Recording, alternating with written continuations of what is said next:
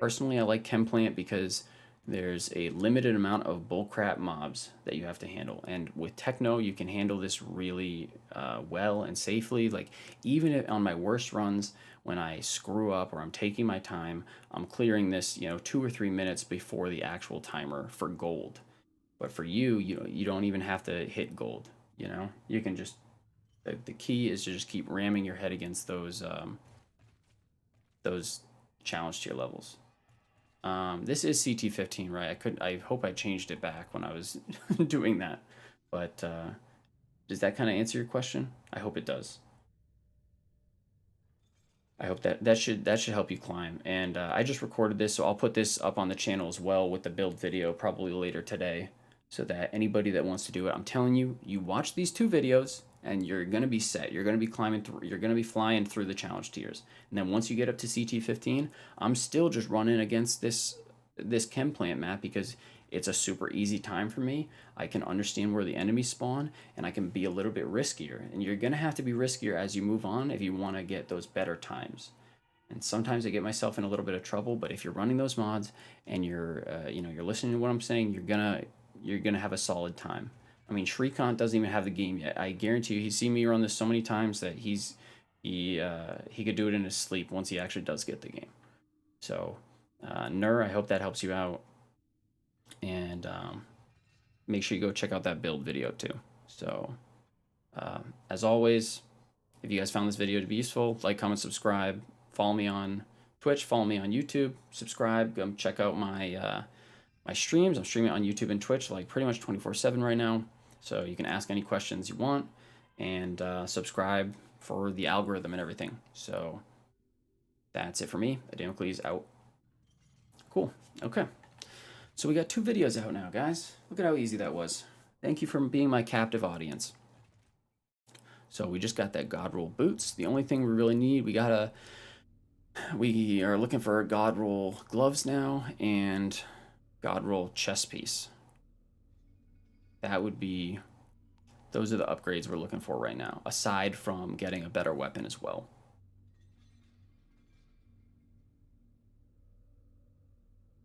All right. Nur and Shrikant, let me know if that helps you guys out. Well, I mean, Shrikant, I know you don't have the game yet, but if anybody else is watching and is wondering how to climb challenge tiers, that's pretty much the bread and butter explanation of it. And I can answer any questions that you have.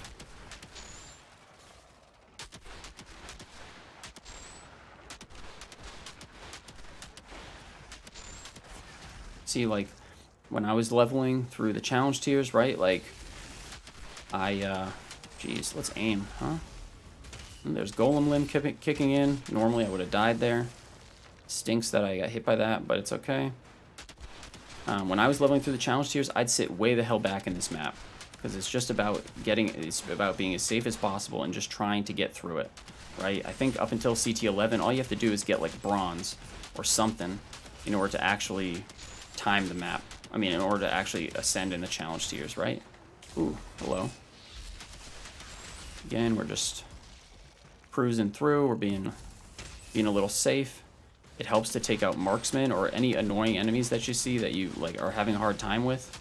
Like marksmen in particular, they can chunk you fairly fast, and so it helps just your general survivability. Like, I'm pretty confident in being able to tank a lot of these shots if I just stand here, even though it is risky.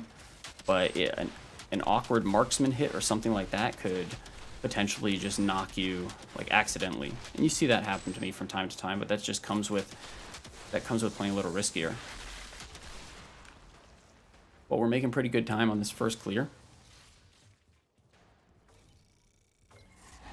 Making pretty good time on this first clear. Like that part's pretty easy. Usually on this part, I just go straight through, and I'll freeze these guys, take out the captain immediately, get all of these guys in a line, and if I get them all in a line, then I can get really easy crits. And because I'm running crematorium, everything is also being frozen. Oop. I say that as I get frozen. And really, if you see me running around in like a weird way, it's because like when you're trying to shave off time, like some of these ads, how they just like run away from you, it's really obnoxious. I don't really want any of them to be behind me because I'm going to have to go and like run backwards later on. Now it doesn't really matter because I'm going to, I'm going to time this in gold, but I just, for fun, I like to be able to go faster. You see Golem kicks in there once a marksman hits me and I'm out in the open. Like, it's just super safe. I probably should go and try and hit that marksman, but I'll chill back here a little. Go around the other side, kill this captain. Just little things over and over again. I see that marksman over there. I know if I hit that thing, I can kind of make him come out of cover, make it easy to take him out. Again, pop cold snap. We just drain those guys in the brain. Hit this guy, we apply vulnerable, just hit him in the head again. Piece of cake. Now it's pretty much just the little guys. I know that this is going to spawn and open. It's a really nice chance to go and try and get a bunch of damage on enemies while they're all clumped up, because it's applying vulnerable to everything, and we're cleaving really strong. Then once everything's in a line, they get the stupid sanctuary buff, which is obnoxious, but we just wait for this to wear off, and again we just pop them right in the skull.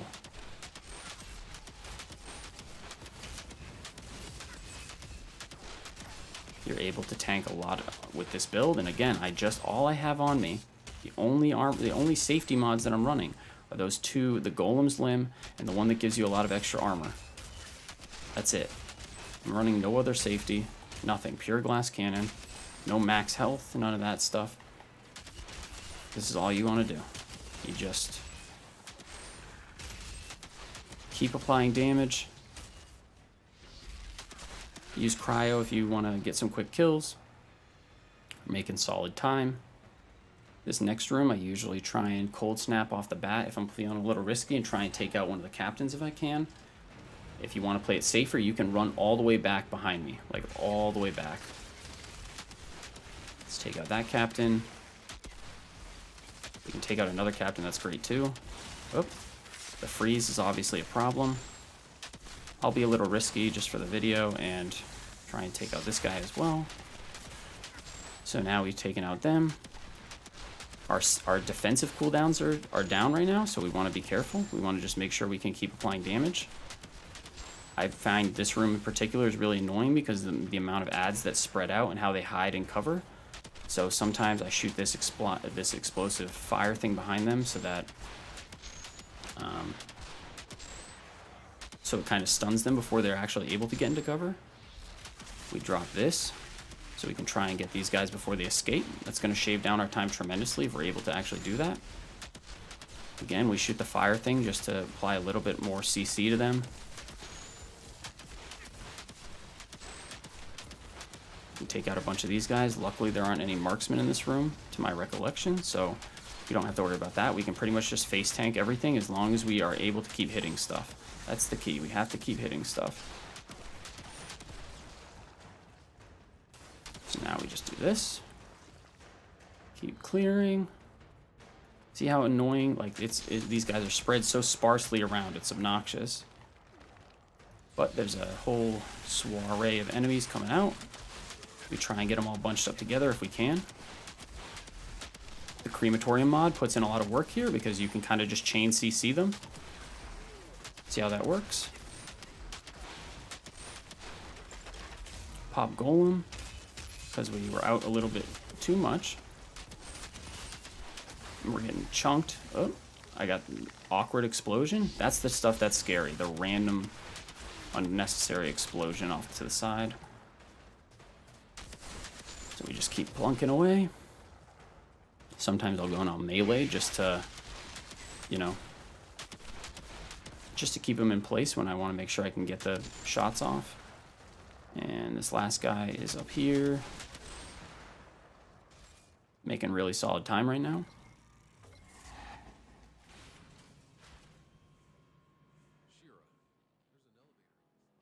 I should have been recording this explanation so that people know how to clear this. So this part you can either clear all those guys over there. Just for the hell of it, I'm going to try and take out the captains first if I can. Unfortunately, there's like this weird reticle issue on console. I don't even know if it's on console. So that was actually pretty bad. I wasn't able to kill any of the captains, and I didn't take advantage of this freeze, but because I'm me and I have crematorium on, I can basically just kind of tank this a little bit. I don't know why I'm not getting out of here. They're not dying. Oh, that's why. It's because of the stupid...